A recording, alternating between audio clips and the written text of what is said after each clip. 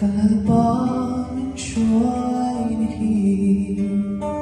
thôi có chưa sẽ đón lâu cái dài lệ cái bàn phar ta giống bóng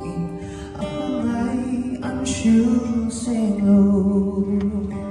mình đã ngày đã chia đôi là cái心hiện chưa phát lâu lệ cái này dùng tên để hiện apa ngày na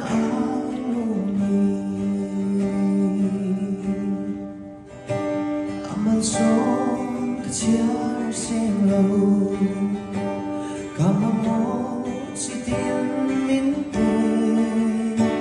lòng thoáng thịt lệ gìn ca rộn lòng bông apa ngày ta nín phải truy mình đã ngày đã chia đôi là心hiện sự phát lâu lệ cả ngày dùng tên để hiện apa ngày na aluni Kapma ba Angela Doralia Tom Zela Karin lệ cả bê xây te ai sang Mình bất rồi sang dễ đông xì Mình ba ngày na chia đón là Xin